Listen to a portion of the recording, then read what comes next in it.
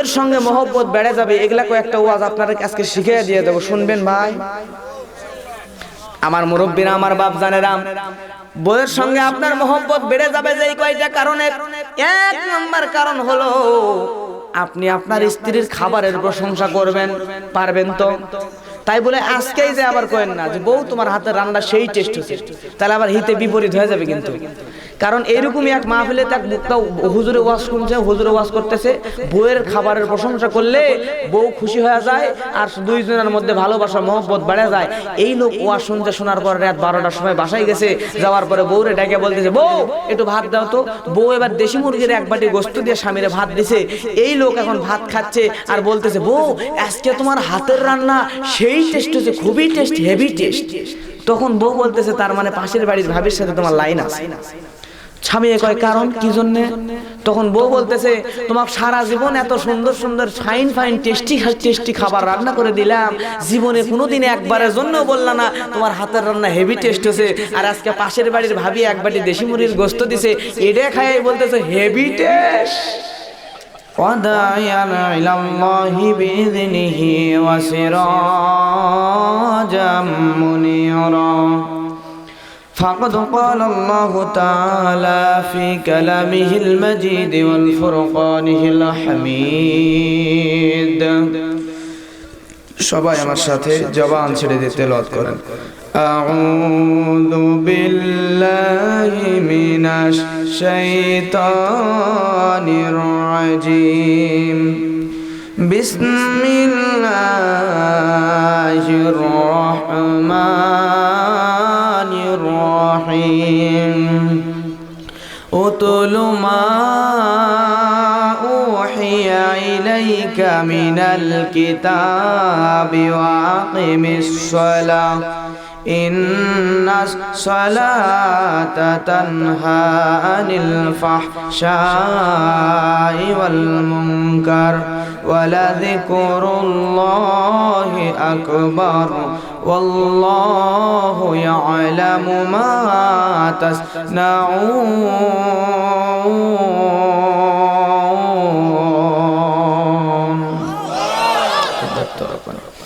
عن عبد الله بن مسعود رضي الله تعالى عنه قال قال رسول الله صلى الله عليه وسلم الدنيا سجن المؤمن وجنة الكافر رواه الترمذي.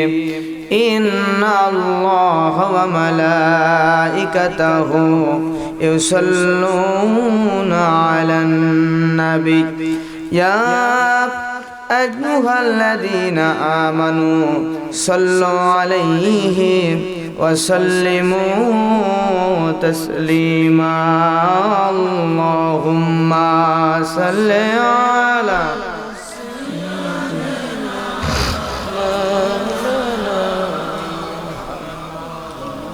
وعلى آله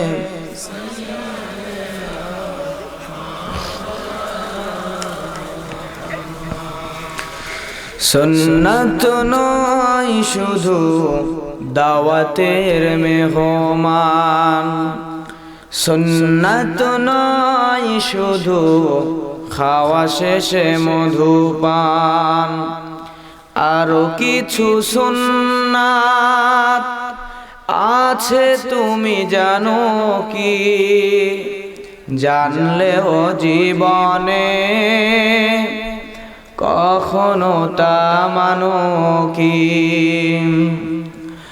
সুন্নাত শুধু নয় মাজলুম সহায়ক, সুন্নাত উহুদের জালিমের প্রতিরোধ, সুন্নাত শুধু নয় নির্জন ধ্যানে যাওয়া, আর সুন্নাত হলো পাথরের আঘাত খাওয়া।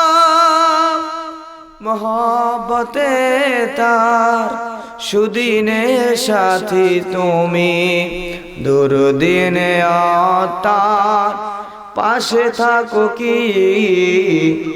আরো কিছু সুন্নাত আছে তুমি জানো কি?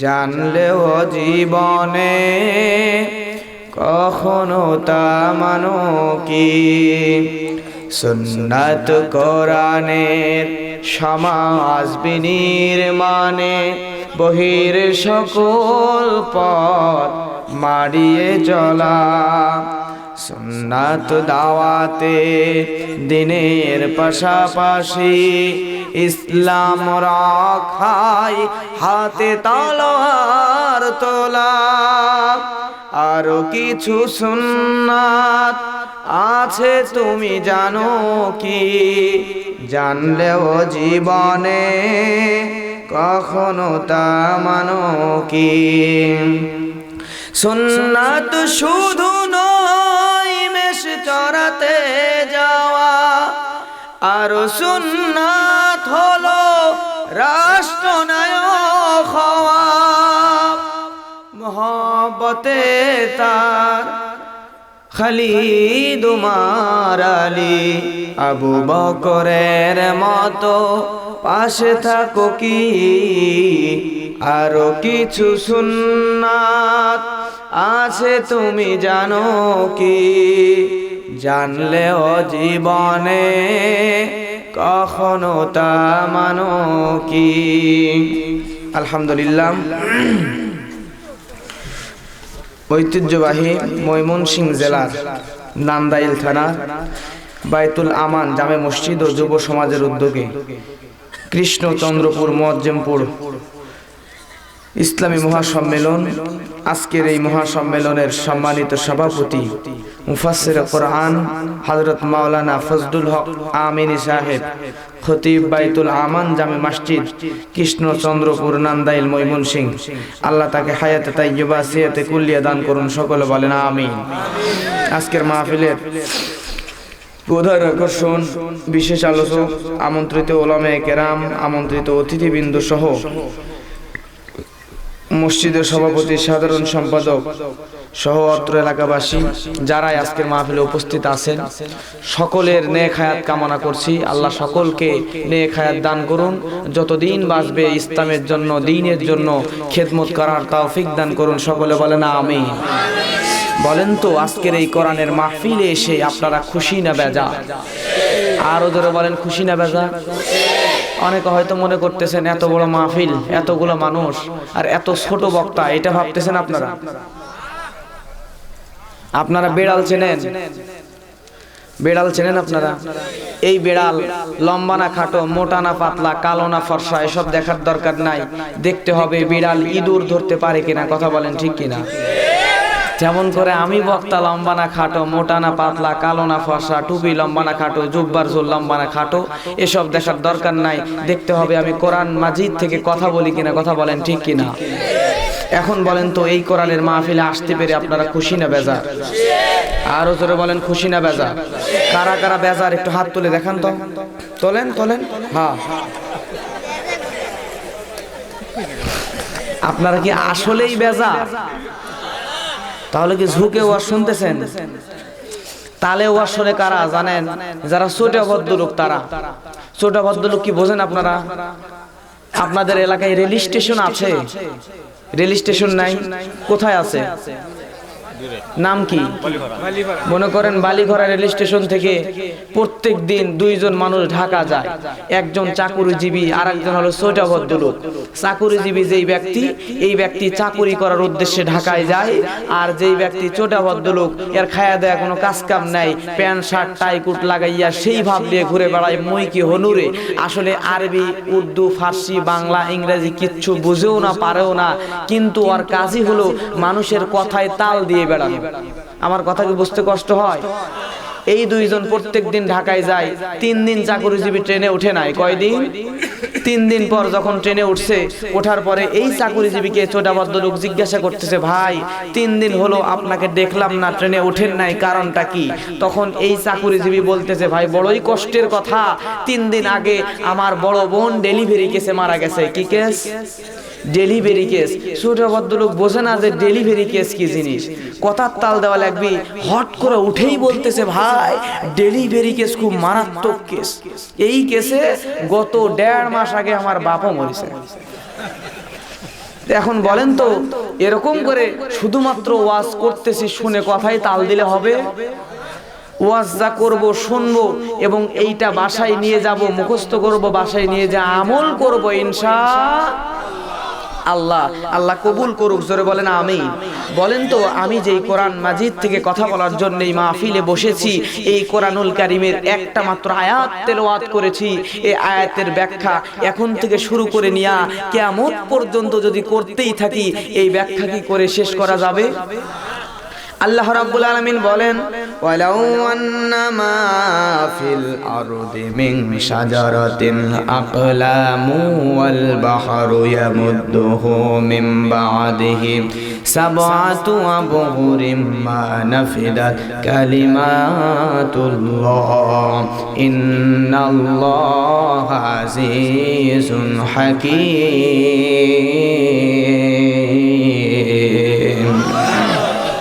আল্লাহ রাব্বুল আলামিন বলেন, तमाम পৃথিবীর সমস্ত বৃক্ষগুলোকে কেটে কেটে যদি কলম বানানো হয়, আর तमाम পৃথিবীর সমস্ত সমুদ্র মহাসমুদ্র সাগর মহাসাগরের পানিগুলোকে যদি কালিতে পরিণত করা হয়, আর আল্লাহর এই কোরআনের ব্যাখ্যা যদি লেখা শুরু করে দেওয়া হয়, আল্লাহর এই কোরআনের ব্যাখ্যা লিখতে গিয়া तमाम পৃথিবীর সমস্ত বৃক্ষ নামক কলমগুলো রাগা ক্ষয় হয়ে যাবে।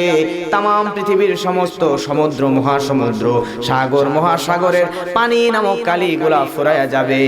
তারপরও আল্লাহ রব্বুল আলামিনের কোরআনুল কারীমের ব্যাখ্যা লিখে লিখে শেষ করা যাবে না। চিৎকার দিয়ে বলেন আল্লাহু আকবার।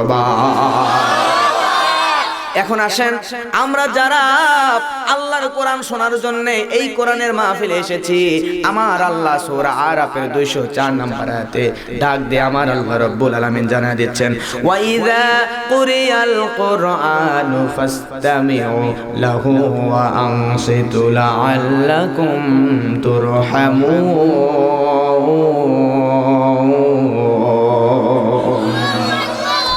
আল্লাহ রাব্বুল আলামিন বলেন, ও দুনিয়ার যুবক যুবতীরা, ও দুনিয়ার তরুণ তরুণীরা, ও দুনিয়ার বৃদ্ধ আর বৃদ্ধারা রে, তোমরা যারাই আল্লাহর কোরআন শোনার জন্য কোরআনের মাহফিলে আসবা, তারা কাজ করবা দুইটা। জোরে বলেন কয়টা? দুইটা কাজ করবা। এক নম্বরে তোমরা চুপ করে বসে যাবা। অর্ডারটা কার? আমি হুজুর যদি বলতাম বসে যাও, আপনি যদি না মানতেন কোনো কথা ছিল না, কিন্তু স্বয়ং রব্বুল আলামিন নিজে বলতেছেন তোমরা চুপ করে বসে যাও। আর দুই নম্বরে আল্লাহ রব্বুল আলামিন বলতেছেন তোমরা মনোযোগ দিয়ে কোরআন শোনো। ও দুনিয়ার যুবক যুবতীরা, ও দুনিয়ার তরুণ তরুণীরা, ও দুনিয়ার বৃদ্ধ আর বৃদ্ধারা রে, তোমরা আল্লাহর এই কথা মতো যদি কোরআনের মাহফিলে চুপ করে বসে যাও আর মনোযোগ দিয়ে কোরআন শুনতে পারো, আমার আল্লাহ তোমাদের উপরে রহমতের ফেরেশতা দ্বারা রহমত বর্ষণ করতে থাকবে। বলেন আল্লাহু আকবার। আমার মুসলমান ভাইয়েরা, আজকে এই যুবক ভাইয়েরা মুরব্বীদের ভালোবাসায় সহযোগিতায় কত সুন্দর কোরআনের বাগান তৈরি করেছেন। এক শ্রেণীর মানুষেরা কোরআনের বাগান তৈরি করেছে, আর এক শ্রেণীর মানুষ আছে, এই মানুষেরা আল্লাহর কোরআন চলতে দেয় না। তার কারণ হলো তারা কোরআনের মাহফিলে কোরআন শোনার জন্য আসে, কোরআন শুনতে তাদের ভালো লাগে, যদিও ভালো লাগে কিন্তু কিছু কথা তাদের জীবনের সঙ্গে মেলে না। নিজের জীবনের সঙ্গে না মেলার কারণে এই মানুষগুলা কোরআনের মাহফিল বন্ধ করে দেওয়ার চক্রান্ত করে, এমন মানুষ আছে না নাই? আল্লাহ বলেন, ওয়াকালাল্লাযীনা কাফারু লা তাসমাউ লিহাযাল কুরআন ওয়ালগাউ ফীহি লাআল্লাকুম তাগলিবুন।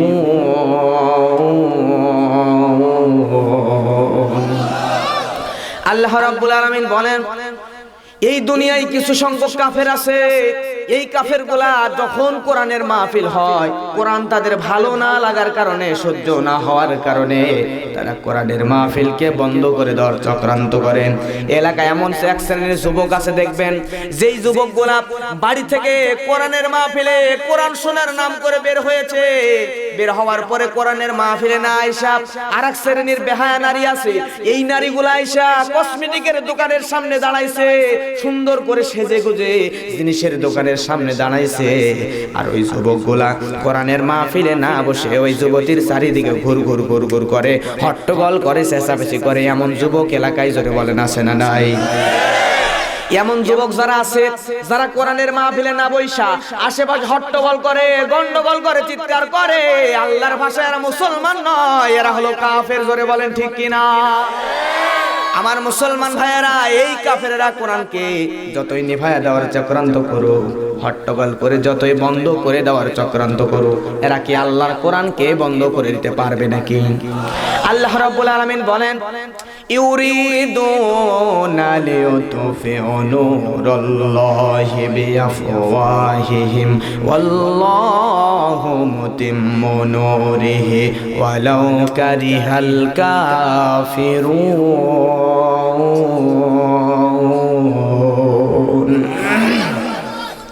আল্লাহ রাব্বুল আলামিন বলেন, এই দুনিয়ার কাফেরেরা আমি আল্লাহর কোরআনকে যতই নিভায়া দেওয়ার চক্রান্ত করুক না কেন, আমি আল্লাহ রাব্বুল আলামিন এই কোরআনের সুইচটাকে নিজের হাতে রেখে দিয়েছি। জোরে বলেন আল্লাহু আকবার। আমি আল্লাহ এই কোরআনের সুইচটাকে নিজের হাতে রেখে দিয়েছি। তারা যতই আমি আল্লাহর কোরআনটাকে নিভায়া দেওয়ার চক্রান্ত করুক না কেন, তারা যতই আমি আল্লাহর কোরআনটাকে বন্ধ করে দেওয়ার চক্রান্ত করুক না কেন, আমি আল্লাহ আমার কোরআনের আলোকে আরো বেশি প্রজ্বলিত করব। জোরে বলেন আল্লাহু আকবার। বলেন তো, তাম পৃথিবীর সমস্ত ইহুদি নাসারা খ্রিস্টান কোরআন বিদ্বেষীরা একত্রিত হইয়া সব কোরআনগুলোকে একত্রিত করে আগুন দিয়ে যদি জ্বালিয়েও দেয়, তারপরেও কি আল্লাহর কোরআনকে শেষ করা যাবে নাকি? যদি আগুন লেগে ধ্বংস হয়ে যায়, ধ্বংস হয়ে যায়, যদি আগুন লেগে ধ্বংস হয় পৃথিবীর সব বইয়ের দোকান, তবু বিশ্ব থেকে হারাবে না পবিত্র কোরআন। করবে কেমন করে কোরআন ধ্বংস আগুনের হইতেজ, করবে কেমন করে কোরআন ধ্বংস আগুনের হইতেজ। আছে বিশ্ব ভরা লক্ষ লক্ষ কোরআনে হাফেজ, তারা আবার ছাপাই আসমানি গ্রন্থ, তারা ছাপি আসমানি গ্রন্থ, বাঁচাবে ইসলামের মান, বিশ্ব থেকে হারাবে না পবিত্র কোরআন। দেখো পাকিস্তানের যে মরলো দুর্ঘটনাই ভাই, দেখো পাকিস্তানের যে মরলো দুর্ঘটনাই ভাই, তার বিমান পুড়ে ছাই হয়েছে, কোরআন পুড়ে নেই। গ্রন্থ যেমন ছিল তেমন আছে, যেমন ছিল তেমন আছে, একটি সূরাও হয়নি ম্লান, বিশ্ব থেকে হারাবে না পবিত্র কোরআন। যারা কোরআন ধ্বংস করতে চায় জানে না তাহারা, যারা কোরআন ধ্বংস করতে চায় জানে না তাহারা, এই গ্রন্থের প্রতি পাতা ফেরেশতারা সদা দিচ্ছে পাহারা। আল কোরআনের নূরের বাতি, আল কোরআনের নূরের বাতি সারা বিশ্বে দীপ্তিমান, বিশ্ব থেকে হারাবে না পবিত্র কোরআন। এ যে আমার বিশ্ব নবীর সাধনার ধন, বিশ্ব নবীর সাধনার ধন, নকুল কয় রব্বুলের দান, বিশ্ব থেকে হারাবে না পবিত্র কোরআন। লিল্লাহি তাকবীর। বলেন তো, এই কোরআনের মধ্যে কি কোনো ভেজাল আছে? আর জোরে বলেন আছে? এই কোরআনের মধ্যে কোনো ভেজাল নাই। আমি মনে করি এই কোরআন ছাড়া দুনিয়াতে যাহা কিছু আছে সব কিছুর মধ্যে ভেজাল ঢুকে গেছে। জোরে বলেন ঠিক কিনা?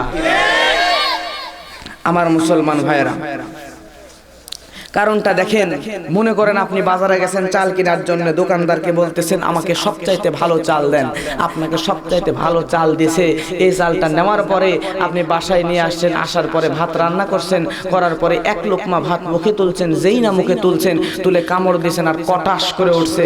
বলেন তো চালের মধ্যে কি আছে? ভেজাল আছে। এইবার একটা লোকের পা থেকে মাথা পর্যন্ত যন্ত্রণা ব্যথা, ডাক্তারের কাছে গেছে, যে বলতেছে ডাক্তার সাহেব আমার সারা শরীর যন্ত্রণার কারণে ব্যথার কারণে থাকতে পারতেছে না, বহুত কষ্ট হয়, আপনি একটু চেক আপ করে বলেন আমার শরীরের মধ্যে কি রোগ আছে কি ব্যাধি আছে। ডাক্তার চেক আপ করছে, করার পরে লোকটাকে বলতেছে আপনি আর 1 মাসের বেশি বাঁচবেন না। কয় মাস? এই লোকটা চিন্তা করে এত যন্ত্রণা, এত কষ্ট, এত আঘাত বেদনা নিয়ে 1 মাসের বেশি যেহেতু বাঁচবো না, এত যন্ত্রণা নিয়ে আমি আর 1 মাসও বাঁচতে চাই না, আজকেই আত্মহত্যা করে মরে যাব। কি করবে? এই লোকটা বাজারে গেছে পাটের দড়ি কিনতে, পাটের দড়ি কিনে আনছে বাসায়, আনার পরে দড়িটা উপরে ফ্যানের সঙ্গে লটকাইয়া গলার মধ্যে ফাঁসি বানাইয়া ঢুকাইয়া দিয়া পায়ের নিচে চেয়ার অথবা টেবিল দিয়েছে। দেওয়ার পরে এখন যদি গলায় দড়ি দিয়া মরতে চায়, বলেন তো পায়ের নিচের চেয়ার অথবা টেবিল পা দিয়ে ধাক্কা দিয়ে ফালাইয়া দেওয়ার দরকার আছে না নাই? পা দিয়ে যেই না ধাক্কা দিয়ে চেয়ার অথবা টেবিলটা দূরে ফালাইয়া দিছে, ওপরের পাটের দড়ি ছিঁড়িয়া ধপাস করে নিচে পড়ে গেছে। বলেন তো পাটের দড়ির মধ্যে কি আছে? ভেজাল আছে। এইবার আরেকটা লোক, এই লোকটা ওই লোকই তখন চিন্তা করতেছে পাটের দড়িতে মরলাম না, এবার তাহলে বিষ খাবো। কি করবো? বিষ খাবো, মরে যাব। বাজারে গেছে, যাইয়া বিষ কিনছে, সবচেয়ে পাওয়ারফুল বিষ কিনে আনছে বাসায়, আনার পরে বোতলটা দিয়া ঢক ঢক ঢক ঢক করে গিলে ফেলছে। বলেন তো বিষ খাওয়ার পরে 2 মিনিট 5 মিনিট পরে অ্যাকশন শুরু হয়ে যাবে, তারপর মরে যাবে কিনা? এই লোকটা বিষ খাইছে, খায়া ফেলে একবারে পুরো বোতল খেয়ে ফেলছে। তারপরও 5 মিনিট 10 মিনিট 1 ঘন্টা 6 ঘন্টা পার হয়ে গেছে, 6 ঘন্টা পার হয়ে গেছে, এখনো মরে না। এইবার মনে করেন আপনার জেলার নাম কি? ময়মনসিংহ জেলার সদর হাসপাতালে মনে করেন লোকটা গেছে, যে ডাক্তার সাহেবকে বলতেছে ডাক্তার সাহেব আমার পেটের মধ্যে যা আছে সবকিছু ওয়াশ করে বের করেন, করার পরে এইটা একটু পরীক্ষা নিরীক্ষা করে আমাকে একটু রিপোর্ট দেন। ডাক্তার পেটের মধ্যে সবকিছু ওয়াশ করে বের করছে, করার পরে বিষটা আলাদা করছে, করার পরে বিষটা সুন্দর করে পরীক্ষা নিরীক্ষা করিয়া বলতেছে আপনি এই বিষ খেয়ে এখন পর্যন্ত মরেন নাই, কারণ হলো আপনার বিষের মধ্যে কি আছে? ভেজাল আছে। আমার মুসলমান ভাইয়েরা, তার মানে সব কিছুর মধ্যে এখন ভেজাল ঢুকে গেছে। জোরে বলেন ঠিক কিনা? পীরের মধ্যে ভেজাল আছে না নাই? আপনি হক্কানি পীর খুঁজেই পাবেন কয়জন? এমন ভণ্ড পীরে পড়ে গেছে ভাই, যেই কথা বললেই আপনাদের রাগ হবে মনে হয়। এখন বাংলাদেশে এমন কিছু পীর আছে, মুরিদ তো দূরে থাক, পীরেরই দাড়ি নাই, এমন পীর আছে না নাই? আল্লাহ নবী বলেছেন তোমরা মোষকে ছেড়ে দাও, দাড়িকে ছেড়ে দাও, কিন্তু মুরিদের দূরে থাক, পীরেরও দাড়ি নাই। এরপরে গাঞ্জা খাইতে খাইতে খাইতে খাইতে মোষটা লাল হয়ে যায়, এমন পীর জোরে বলেন বাংলাদেশে আছে না নাই? তার মানে পীরের মধ্যে ভেজাল আছে, ওই পীরেদের দাড়ি নাই। এখন যদি আমরাও দাড়ি ক্লিন শেভ করে কেটে ফেলি, তাহলে আমরা কি আসলে মুসলমান হইতে পারলাম? এখন দেখেন দাড়ি রাখার দরকার আছে না নাই? আল্লাহ নবী বলেন তোমরা মোষকে ছেড়ে দাও আর দাড়িকে ছেড়ে দাও, তাহলে বিশ্ব নবীর সুন্নাহ অনুসরণ করার দরকার আছে না নাই? কত সুন্দর দাড়ি রেখে দিয়েছেন হুজুর, দেখতে কি খারাপ লাগে? আমি ছোট্ট মানুষ, আমার এখনো সেরকম দাড়ি উঠে নাই, মাত্র কিছু উঠতেছে, তারপরও নিয়ত করেছি দাড়ি কাটবো না, রেখে দিয়েছি। এই যে মুরব্বী দেখেন দাড়ি রাখার কারণে কত সুন্দর লাগতেছে, তার কি খারাপ লাগতেছে নাকি? আমার বন্ধুদেরকে বলি তোমরা বড় হয়ে যাচ্ছ, তোমরা কেন দাড়ি রাখতেছ না? দাড়ি রাখার দরকার আছে। তখন বলে এখনো বিয়ে করিনি, এখনই যদি দাড়ি রেখে দিই সুন্দরী মেয়েরা, তাহলে আমাদের বিয়ে করবে না। এটা কি কোনো কথা হলো? কন্ত হুজুররা দাড়ি রাখছে এই জন্য হুজুরদের বউ কি দেখতে খারাপ? খুঁজলিয়ে দেখেন দাড়ি রাখছে হুজুর, ওই হুজুরের বউ এলাকার সবচাইতে বেশি সুন্দরী, কথা বলেন ঠিক কিনা? বিশ্ব সুন্দরী, বিশ্ব সুন্দরী, খালি দাড়ি রাখছে তাই। আপনাকে আবার দেখাবি না ভাই? হাইরে যুবক ভাইরে, মন দিয়ে শুনতে হবে। আপনি যদি সুন্দরী মেয়ে পাওয়ার আশায় দাড়ি ক্লিন শেভ করে ফেলে দেন, আপনি শুনে রাখেন, আপনি যদি নেক নিয়তে দাড়িটা রেখে দেন, আল্লাহ রব্বুল আলামিন আপনার নিয়তকে কবুল করে আপনার চাওয়ার চাইতো বেশি সুন্দরী রূপবতী নারীকে আপনার ঘরের বউ বানায় দিবে। জোরে বলেন ঠিক কিনা? কিছু সংখ্যক মানুষ আছে, এই মানুষগুলা দাড়িও রাখে না, টুপি পাঞ্জাবিও পরে না, ক্লিন শেভ করে প্যান্ট শার্ট পরে টাকটুন নিচে প্যান্ট পরে ঘুরে বেড়ায়, আবার জোর করে মানুষদের কাছ থেকে সালাম আদায় করতে চায়। কথা বলেন ঠিক কিনা? আমি আরবি দ্বিতীয় পরীক্ষা দিয়ে ক্লাস থেকে বের হচ্ছিলাম, ক্লাস থেকে বের হওয়ার সময় একটা লোক আমার সামনে দিয়ে যাচ্ছে, হঠাৎ করে আমাকে ডাক দিল, কাছে গেলাম, যাওয়ার পরে বলতেছে, এই ছেলে তুমি না মাদ্রাসায় পড়ো? আমি বললাম হ্যাঁ আমি তো মাদ্রাসায় পড়ি। তখন বলতেছে তুমি মাদ্রাসায় পড়ো, মাদ্রাসা পড়ুয়া ছাত্র আমাকে সালাম দিলা না? ওর দিকে তাকাইয়া, দাড়িও নাই মোছো নাই, একবারে ক্লিন শেভ, এরপরে টুপি পাঞ্জাবি নাই, প্যান্ট শার্ট পরছে, তারপর আবার প্যান্ট টাকটুন নিছে। এখন ওরে দেখে চিনার উপায় নাই উনি আসলে মুসলমান না হিন্দু, উনি কি আসলে আব্দুর রহিম নাকি রাম, এটা বোঝার কোনো কায়দাই নাই। কেমন করে ওনারে আমি সালাম দেব বলেন? এখন যদি কোনো মানুষ দাড়ি মুছ না রাখে তাহলে ওকে হিন্দু মনে হয় না দেখতে? আচ্ছা বলেন তো, হিন্দুকে সালাম দেওয়া জায়েজ আছে? সালাম অর্থ কি? সালাম অর্থ হলো শান্তি। শান্তি তার উপর বর্ষিত হবে যে জান্নাতে যাবে। কথা বলেন ঠিক কি না? হিন্দুরা কি জান্নাতে যাবে? তাই বলে আবার হিন্দু লোকেরা কেউ কেউ সালাম দেয়, সালাম দিলে আপনি আবার কষ্ট দিবেন না মনে? যদি আপনাদের সালাম দেয় আপনি বলবেন ভালো আছেন, খাইছেন, বুঝেননি কথা? ব্রেনে মার দিবেন ভাই, কিন্তু কষ্ট দেওয়া যাবে না। এখন আসেন, এখন এই লোকটা সালাম চায়, এখন আমার তো মনটা খারাপ হয়ে গেল, কেরে তোর দেখে বোঝার বুদ্ধি নাই তুই মুসলমান না হিন্দু, তোরে কেমন করে সালাম দেব? এখন সালাম যদি পাইতে চাই তাহলে দুইটা কাজ করতে হবে। কয়টা? এক নাম্বার, টুপি পরতে হবে, দাড়ি সুন্দর করে রেখে দিতে হবে যাতে দেখে বোঝা যায় মুসলমান, নতুবা টুপি পাঞ্জাবি জুব্বা পরে ঘুরতে হবে। জোরে বলেন ঠিক কিনা? তাহলে সালাম পাবে।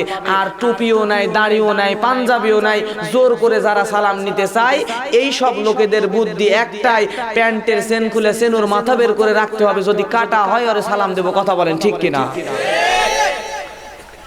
আপনারা কি রাগ করলেন ভাই? রাগ করার জন্য বলি নাই। মনে করেন আপনি এখান থেকে ঢাকা যাবেন, ঢাকা যাওয়ার সময় আপনি যখন ভালুকা গিয়ে পৌঁছাইছেন, পৌঁছানোর পরে আপনি গাড়ি অ্যাক্সিডেন্ট করছেন, করার পরে গাড়ি অ্যাক্সিডেন্ট করিয়া আপনি রাস্তার পাশে পড়ে গেছেন। আপনার রাস্তার পাশে পড়ে গেছেন, মরে গেছেন, প্রাণ পাখিটাও আপনার মধ্যে থেকে উড়ে গেছে। প্রাণ পাখি যখন উড়ে গেল, উড়ে যাওয়ার পরে মরে নিথর দেহ আপনার রাস্তার পাশে পড়ে আছে। আপনার দাড়িও নাই, টুপিও নাই, পাঞ্জাবিও নাই, আপনার কোনো ওয়ারিশও নাই, আপনি মুসলমান না হিন্দু চেনারও কোনো বুদ্ধি নাই। ওই রাস্তা দিয়ে একটা হিন্দু মানুষ হেঁটে যাচ্ছে, এই হিন্দু মানুষ মনে করলো আপনি হিন্দু, মনে করে আপনার কাছে এসে ওই লোকটা আপনারে নিয়ে যাবে, যাইয়া আগুন দিয়ে পোড়াবে। কি করবে? পোড়াবে। একই রাস্তা দিয়ে আর একজন মুসলমান হেঁটে যায়, এই মুসলমান আপনারে দেখে ওই মুসলমান চিন্তা করে এই মানুষটা মুসলমান, এর নিয়ে যাইয়া কাফনের কাপড় পরাইয়া জানাজা দিয়া কাফন দাফন করাইয়া তারপর কবরে দিব। হিন্দু কয় পোড়াবো, মুসলমান কয় কবর দিব। এই দুইজন তখন তর্কাতর্কি লাগছে, এক পর্যায়ে দুইজন মারপিট শুরু করে দিছে। একজন কয় পোড়াবে আর একজন কয় কবর দিবে। দুইজনের মারামারি শুরু হয়ে গেছে। দেখেন তো আপনার শুধু দাড়ি নাই, দাড়ি না থাকার কারণে মৃত্যুর পরও হিন্দু আর মুসলমানের মধ্যে কিন্তু মারামারি লাগাই দিলেন। বলেন ঠিক কিনা? এখন এই দুইজনের মারামারি দেখে পাশ দিয়ে আর একজন দাড়িওয়ালা মুরব্বী হেঁটে যায়। মুরব্বী বলতেছে, তোমরা একটা কাজ করো, কি জন্য মারামারি করতেছো আমার একটু বলো। দুইজন খুলে বলল, এ হলো মুসলমান, হিন্দু বলে হিন্দু, হিন্দু কয় পোড়াবো, মুসলমান কয় কবর দেব। চাচা কয় সহজ ব্যাপার, মারামারি করার দরকার নাই, দুইজন মিলিয়া কাপড়টা খুলে দেখো কাটা আছে না না। তার মানে বোঝা যায় মৃত্যুর পরেও কিন্তু দাড়ি না থাকার কারণে বেইজ্জতি হয়ে গেল। জোরে বলেন ঠিক কিনা? আমার মুসলমান ভাইয়েরা, কি ওয়াজ করবো রে ভাই? আজকে যখন যুবকদেরকে জিজ্ঞেস করি দাড়ি রেখে দাও, যুবক তখন বলে কেবল তো আমি এখনো বিয়েই করিনি, বিয়ে করে তারপরে দাড়ি রাখবো। এরপর বিয়ে করার পরে জিজ্ঞেস করেন দাড়ি রাখো, বলবে কেবল বিয়ে করলাম, এখন তো বাচ্চা হয়নি, বাচ্চা হলে রাখবো। বাচ্চা হয়ে গেছে, এখন যে যদি জিজ্ঞাসা করেন দাড়ি রেখে দাও, এইবার লোকটা বলতেছে বাচ্চার বিয়ে দিই, বিয়ে দিলে তারপরে দাড়ি রাখবো। বিয়ে হয়ে গেছে, নাতি পুতি হয়ে গেছে, এবার যখন বলবেন তখন বলতেছে ওই মুরব্বী কেবল নাতি পুতি হলো, এদেরকে বিয়ে দিয়ে তারপর আমি দাড়ি রেখে দিব। কিন্তু মুরব্বী আপনি জানেন না, কখন জানি এরকম করে সময় কিন্তু একদমই নাই, কখন জানি ওই মসজিদের খাটলিটা, মসজিদের পালকিটা আপনার দরজার সামনে দাঁড়ায় যায়, তখন আর এক সেকেন্ড সময় পাবেন না, এক সেকেন্ড সময় পাবেন না দাড়ি রাখার, ঈমান নিয়ে আসার, আমল করার করার এক সেকেন্ড সময় পাবেন না। মসজিদের পালকিটা আপনার দরওয়াজার সামনে যাওয়ার আগে আপনি একটাবার নিয়ত করে রেখে দেন, আল্লাহ রব্বুল আলামিন আপনার কবুল করে নিবে, মৃত্যুর পরে জান্নাতুল ফিরদাউস দান করে দিবেন। আল্লাহ দান করে দিক, জোরে বলেন আমিন। এতগুলো মানুষের মধ্যে আমার সঙ্গে একটু একজন যদি ওয়াদা করেন আজকে থেকে দাড়ি রেখে দিব, তাহলে আজকের মাহফিলটা সফল সার্থক। একটু আমার সঙ্গে হাত তুলে দেখার চেষ্টা করব। লিল্লাহি তাকবীর। আল্লাহ দেখো এতগুলো মানুষের মধ্যে আল্লাহ এই যুবক ভাইরা আমার মুরব্বীরা হাত তুলেছে, আজকে থেকে আর দাড়ি কাটবে না। আল্লাহ সমস্ত যুবক ভাইদেরকে মুরব্বীদেরকে তুমি কবুল আর মঞ্জুর করে নাও, জোরে বলেন আমিন। হাত নামান। এখন যারা দাড়ি তুললো না এরা কি আজরাইলের খালাতো ভাই? খালি মরে দেখেন কেঙ্কা বাটাম ফাটাই ভাই। আমার মুসলমান ভাইয়েরা, আমি বুঝাচ্ছিলাম পীরের মধ্যে ভেজাল আছে না নাই? এখন বলেন তো হুজুরদের মধ্যে ভেজাল আছে না নাই? আমার মতো হুজুর মাত্র 5 বছর 10 বছর আগে এই রকম কোরআনের মাহফিলে বসে কোরআনটা নিয়ে কোরআনের সত্য কথাগুলো খুঁজে খুঁজে বের করে নিয়ে হক কথাগুলো যেগুলো বললে মানুষেরা রাগ করে, কিন্তু একেবারে হক কথা খুঁজে খুঁজে বের করে করে মানুষদের সামনে বলতো। কিন্তু একই হুজুর একই কোরআনের মঞ্চ একই মাহফিলে বসে মাত্র 5 বছর 10 বছরের ব্যবধানে একই হুজুর কোরআন বের করে লাইলি মজনুর কাহিনী ছাড়া, ইউসুফ জুলেখার ঘটনা ছাড়া কোরআনের কোনো হক কথা তার মুখ দিয়ে বের হয় না। তার মানে বোঝা যায় হুজুরের মধ্যেও ভেজাল আছে, জোরে বলেন ঠিক কি না? এখন বলেন তো নেতার মধ্যে ভেজাল আছে না নাই? এটাও কি বলা লাগবে? বলবো নেতার মধ্যে কেমন ভেজাল আছে দেখেন। আমি কিন্তু কাউকে রাগ করানোর উদ্দেশ্যে বলতেছি না, আমি বলতেছি কোরআন ছাড়া সব কিছুর মধ্যে যে ভেজাল ঢুকে গেছে এটা বোঝানোর জন্য আপনাদেরকে বলতেছি। আমার মুসলমান ভাইয়েরা, এখন আজ থেকে মনে করেন এই যে একটা মাহফিল কমিটির সভাপতি কয়জন হয়? একজন হয়। সামনে বছর 2 জন সভাপতি হওয়ার আকাঙ্ক্ষা করছে, 2 জনের মধ্যে একজনের বানানো লাগবে। আমি আপনি আমরা সবাই মিলিয়া সদস্য। এখন একটা দিন নির্ধারণ করা হয়েছে, ওই দিনে আমরা সবাই গিয়া সমর্থন দিয়া একজনের সভাপতি বানাবো। ওই সমর্থন দেওয়ার দিনে সব মানুষ জড়ো হয়ে গেলাম, যাওয়ার পরে যাইয়া দেখি সমর্থনের জায়গা ঠিক আছে, কিন্তু অটোমেটিক একজন আগের থেকেই সভাপতি হয়ে বসে আছে। তার মানে বোঝা যায় নেতার মধ্যে ভেজাল আছে, জোরে বলেন ঠিক কি না? আমার মুসলমান ভাইয়েরা, ছোট্টবেলায় দেখতাম মানুষদেরকে সমর্থন দিয়া নেতা বানাইতো, এখন সমর্থন দেওয়া লাগে না, অটোমেটিক হয়ে বসে থাকে। তার মানে বোঝা যায় নেতার মধ্যে ভেজাল আছে, জোরে বলেন ঠিক কি না? আপনারা কি রাগ করলেন নাকি? আমি বোঝাইতে চাইলাম আল্লাহর কোরআন ছাড়া সবকিছুর মধ্যে যে ভেজাল ঢুকে গেছে এইটা আপনাদেরকে বোঝাইতে চাইলাম।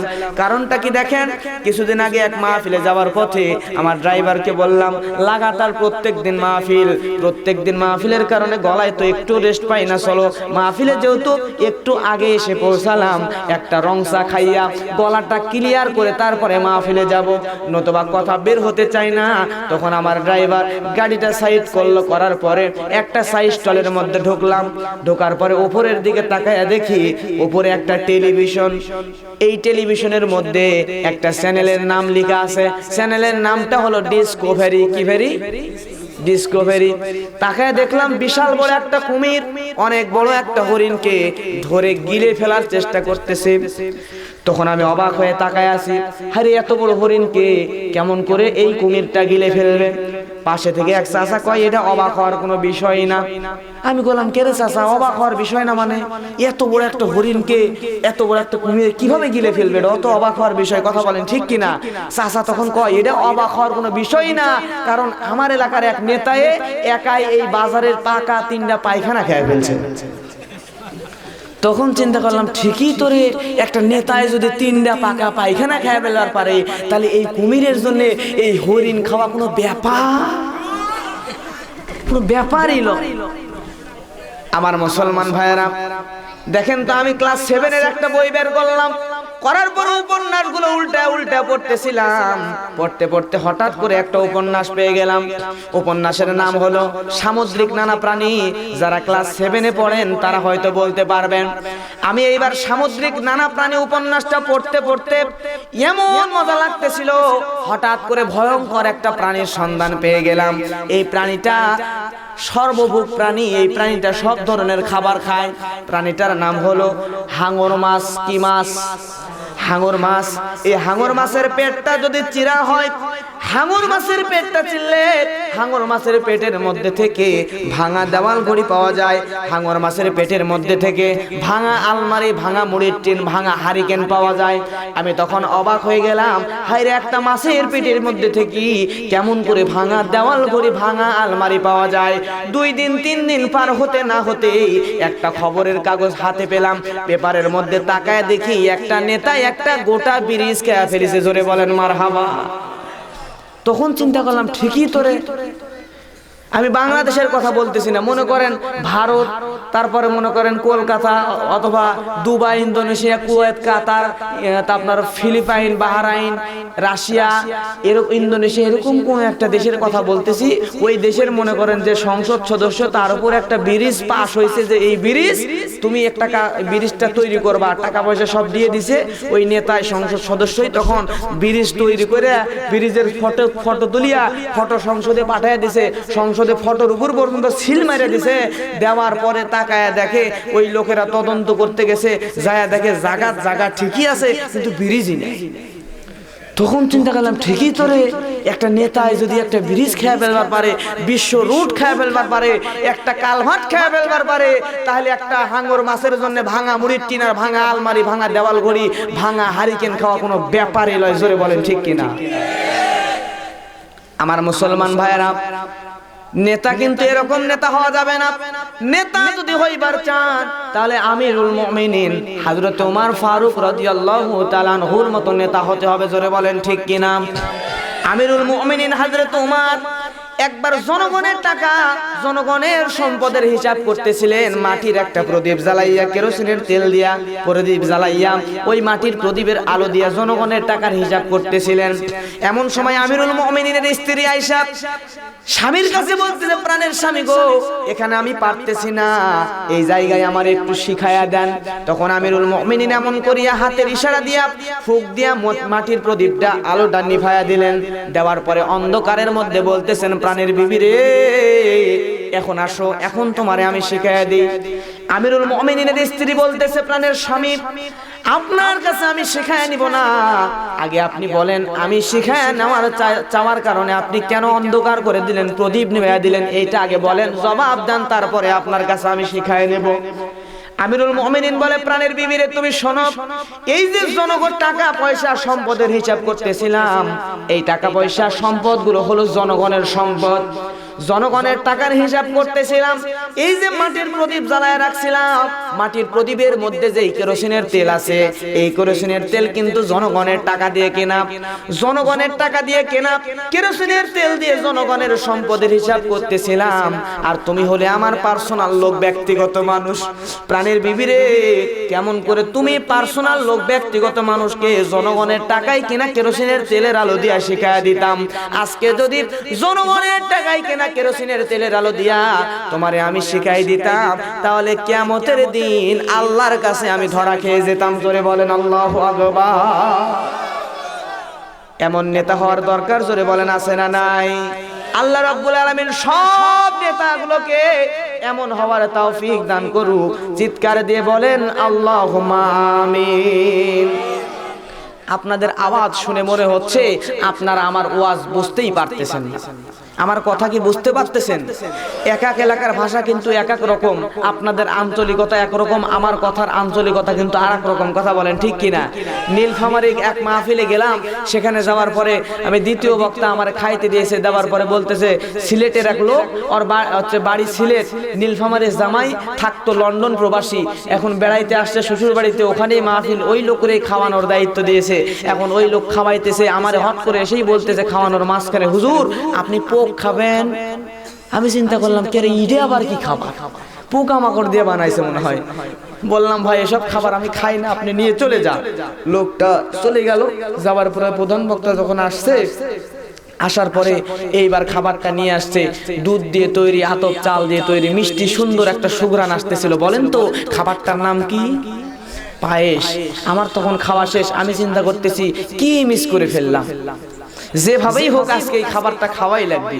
তখন বললাম ভাই, আমার বগুড়াই বলেন, নাটোরে বলেন, চাঁপাইনবাবগঞ্জ বলেন, সিরাজগঞ্জে বলেন, আমার জেলার আশেপাশের জেলাগুলোতে আমরা মিষ্টি খাই খাবার খাওয়ার শেষে, এটাই নবীর সুন্নাত, আপনারাও তো তাই খান। কথা বলেন। এখন আপনি দিয়েছিলেন খাওয়ার মাঝখানে, এই জন্য বলেছিলাম খাবো না, কিন্তু এখন খাওয়া শেষ, এখন আনেন খাচ্ছি। ওই যে খাইলাম ভাই, তারপর থেকে বাংলাদেশের যে জেলাতেই যায়, ভারতের যেই প্রদেশেই যায়, নিয়ত করে রেখেছি যদি বলে হুজুর পিটন খাবেন পিটন, আমি বলবো নিয়ে আসেন। কারণ ওই এলাকার পিটন আমার এলাকার মুরগির রানও কিন্তু হবার পারে। আমার কথা কি বুঝতে অসুবিধা হয়? এক এক এলাকার ভাষার আঞ্চলিকতা এক এক রকম, কথা তো বুঝতে কষ্ট হচ্ছে না ভাই? তাহলে একটু দুই হাত সবাই তোলেন, তুলে তাকবীর দিয়ে দেন, সবাই তোলেন লিল্লাহি তাকবীর। সবার আওয়াজ একসাথে বুঝলাম না, যারা বিয়ে করছেন তারা খালি তোলেন তো, তোলেন। ওই পিচ্চি বিয়ে করছে এখনই হাত তুলে করে লিল্লাহি তাকবীর। আপনারা নামান। এবার যারা বিয়ে করেন যুবক ভাইরা জোরে তাকবীর দেবেন ইনশাআল্লাহ, লিল্লাহি তাকবীর। যাক, যুবকদের আওয়াজ শুনে বোঝা যাচ্ছে এলাকাতে মনে হয় হারবালের পোস্টার নাই।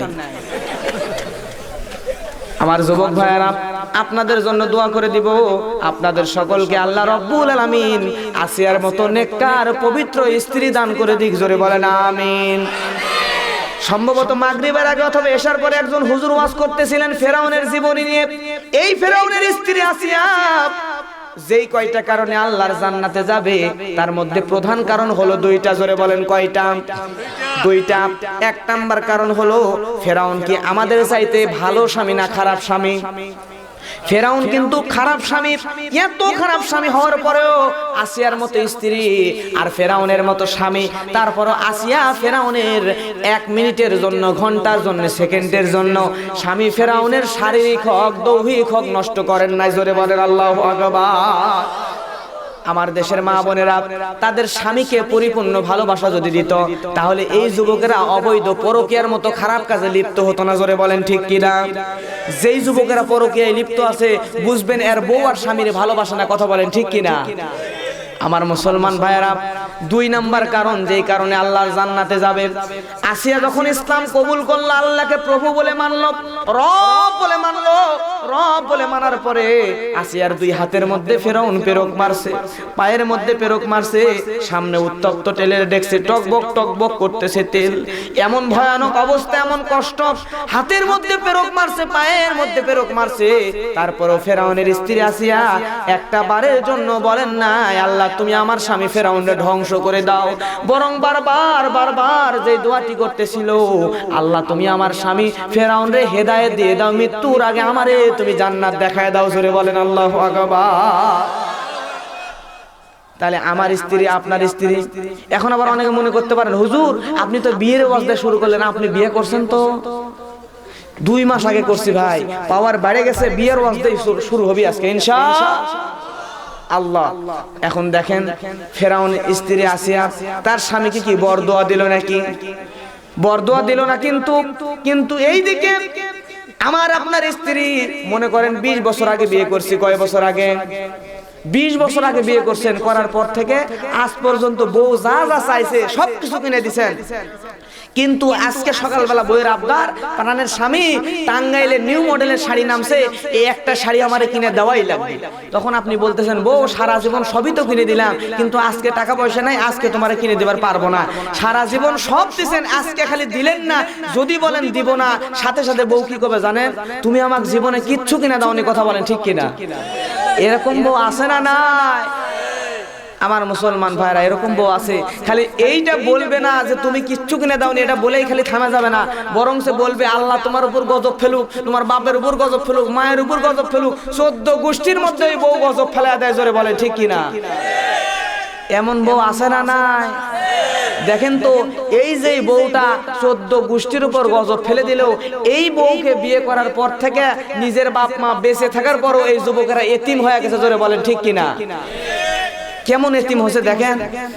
আমি নওগাঁ শহরে একটা দোকানে যাচ্ছিলাম, দোকানে ঢুকবো জুব্বার সিট কেনার জন্য, দোকানের গেটের সামনে একটা মেয়ে সাইজা গুইজা সেই রকম করে দাঁড়ায় আছে, এর পিছনে একটা যুবক বডিওয়ালা ভালোই স্বাস্থ্যওয়ালা যুবক এতিমের মতো দাঁড়ায় আছে। এর দিকে তাকানোর পরে চিন্তা করি কি কোয়ালিটি রে ভাই। এবার পাশে এক চাচা দাঁড়ায় আছে, মুরব্বীরে জিজ্ঞেস করি, মুরব্বী ভারতের কলকাতায় দেখলাম ওখানে টাকাওয়ালা বড় লোক যারা তাদের মেয়েদের জন্য 2টা 3টা বডিগার্ড নিযুক্ত থাকে, বাংলাদেশে ঢাকা শহরের মতো বড় বড় শহরে টাকাওয়ালা মানুষদের মেয়েদের জন্য বডিগার্ড নিযুক্ত থাকে, কিন্তু নওগাঁর মতো ছোট একটা শহর এখানেও কি বডিগার্ড আইন চালু হয়ে গেল চাচা? তখন চাচা কয় না রে, বডিগার্ড আইন চালু হয় নাই, সামনে দাঁড়ায় আছে ওটা হলো বউ, পিছনে এতিমের মতো দাঁড়ায় আছে এটা হলো স্বামী। এর ক্ষেত্রে স্টাইল দেখে মনে হচ্ছে ওর বউ হলো রাজমিস্ত্রি আর স্বামী হলো জুগাড়ি। দেখেন তো এই যুবক বিয়ে করছে, বাপ মা থেকেও এতিম হয়ে গেছে। হাইরে যুবক, এই যুবকের মা বাবা কষ্ট করে, এত কষ্ট করে ওই যুবকরে পড়াশোনা করালো। জনম দুঃখিনী মা মুরগির ডিম হাঁসের ডিম বিক্রি করে, মুরগি বিক্রি করে নিজের পেটে না দিয়া সন্তানের পড়াশোনার জন্য খরচ করালো।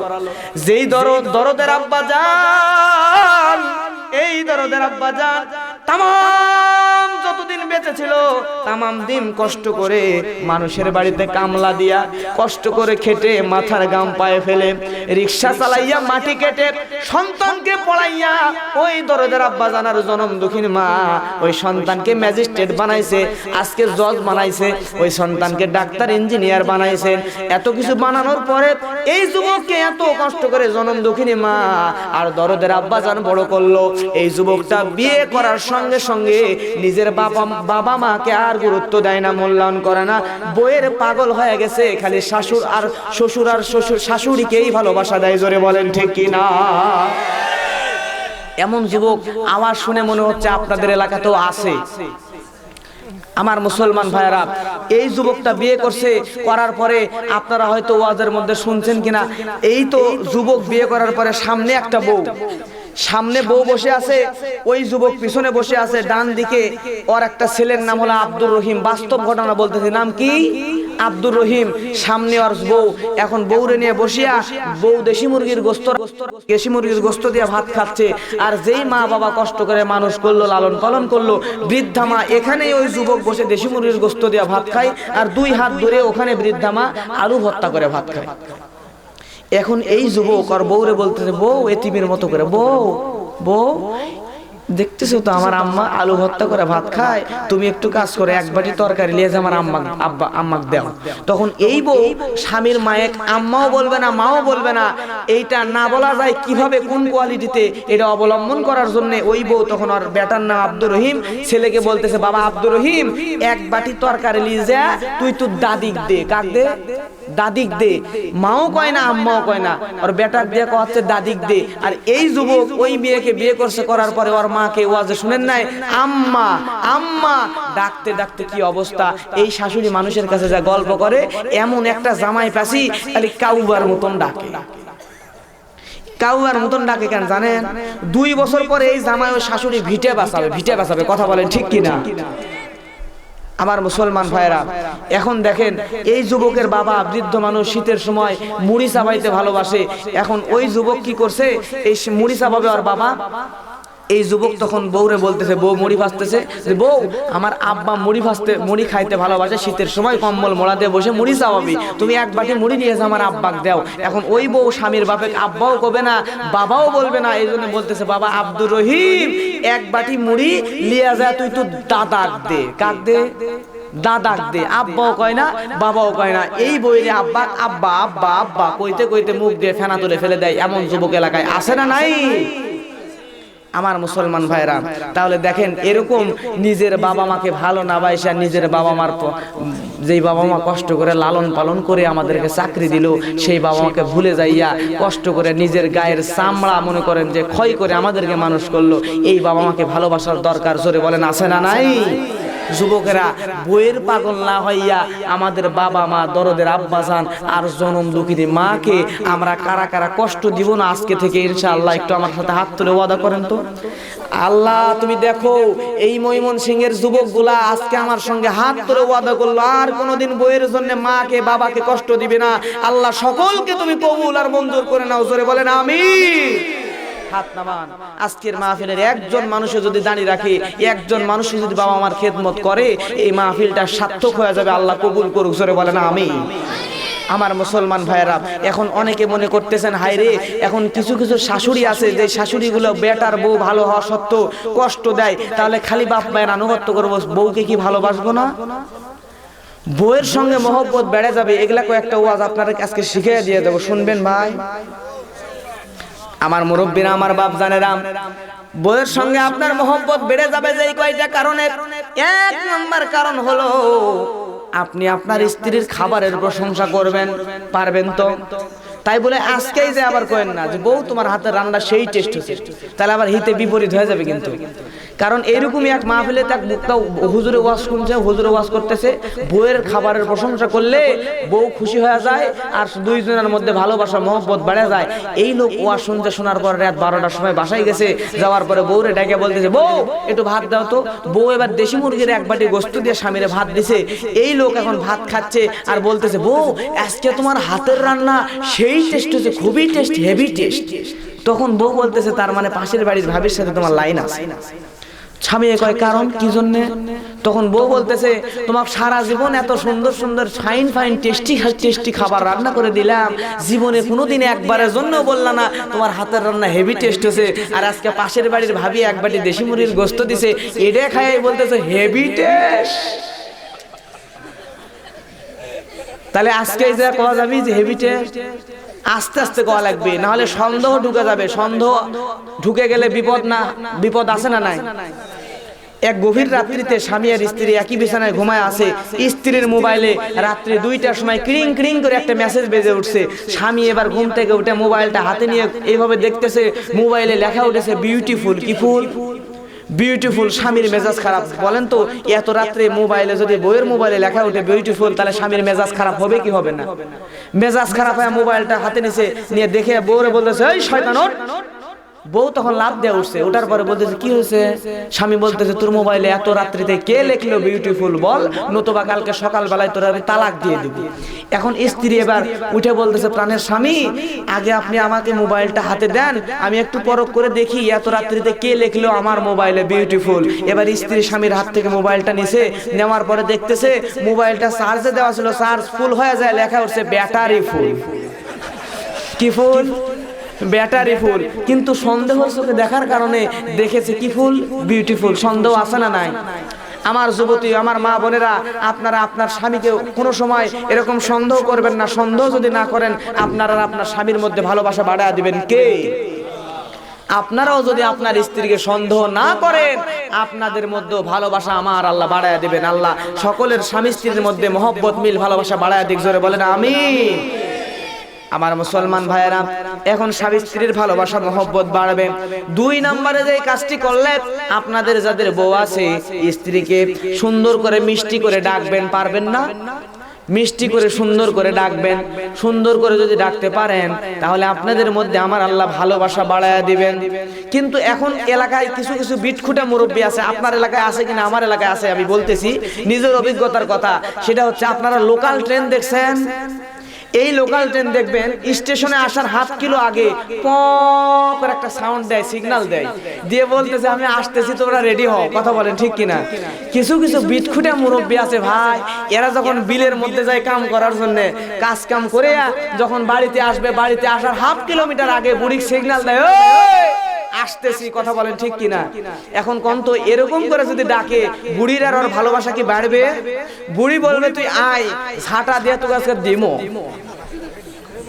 সম্মানিত মুসলমান ভাইরা, তাহলে বলেন তো সুন্দর করে মিষ্টি করে স্ত্রীকে ডাকার দরকার আছে না নাই? আমার মা বোনেরা মনোযোগ দিয়ে শুনতে হবে।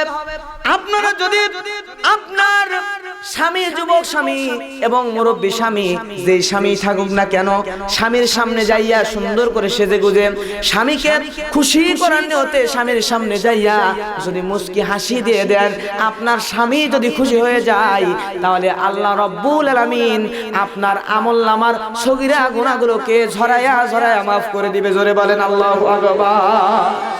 আমার যুবক ভাইরা, আপনিও যদি আপনার স্ত্রীকে খুশি করার জন্য স্ত্রীর সামনে যায় মুস্কি হাসি দিয়ে দেন, আপনার স্ত্রী যদি খুশি হয়ে যায়, আমার আল্লাহ রব্বুল আলামিন খুশি হয়ে যাবেন। আপনার আমলনামার সগীরা গুনাহগুলো আমার আল্লাহ ঝরায়া ঝরায়া মাফ করে দিবেন। জোরে বলেন আল্লাহু আকবার। আমার মুসলমান ভাইয়েরা, এখন আসেন আল্লাহর নবীর কয়েকটা সুন্নাত শিখিয়ে দিই। আপনারা কি কষ্ট পাচ্ছেন? রেসপন্স জোরে দিতে হবে, কথা জোরে বলতে হবে। ওয়াজে কিন্তু মেন ওয়াজে যে আয়াতটা তেলাওয়াত করেছি, এই আয়াতে কিন্তু এখনো যায়নি। আজকের আয়াতের আলোচনা খুবই মজার, দারুণ মজার আলোচনা হবে ইনশাআল্লাহ। এখন আসেন তো, আল্লাহ রাব্বুল আলামিন, আমরা যারা যুবক আছি, এই যুবকরা এখন মনে করতেছে যে এখন স্ত্রী আর স্বামীর ভালোবাসার ওয়াজ করলো, যাদের বউ আছে তারা স্ত্রীকে ভালোবাসবে, মহব্বত বাড়াবে। কিন্তু যুবকেরা কি করবে? যারা বিয়ে করেননি যুবক ভাই, আপনাদের জন্য ওয়াজ, আপনাদের জন্য সর্বপ্রথম ওয়াজ আমার, আপনি তাড়াতাড়ি বিয়ে করে ফেলেন। তাড়াতাড়ি বিয়ে করা যাবে কিনা আজকেই বাড়িতে যা বলবেন, আব্বা জীবনে প্রেম ভালোবাসা করে বহু গুনাহ করে ফেলেছি, আর এইসব গুনাহ করতে চাচ্ছি না, আপনি 1 সপ্তাহের মধ্যে আমাকে বিয়ে দিয়ে দেন। কবার পারবেন না? 1 সপ্তাহের মধ্যে বিয়ে করবেন। কারণ আমার মুরব্বীরা, আপনারা হয়তো জানেন না, মুরব্বীরা মনে করতেছে আমার সন্তান যুবক মানুষ পড়াশোনা করে, বিয়ে করলে বউরে খাওয়াবে কি? কিন্তু মুরব্বী বলেন তো, রিজিকের মালিক কে?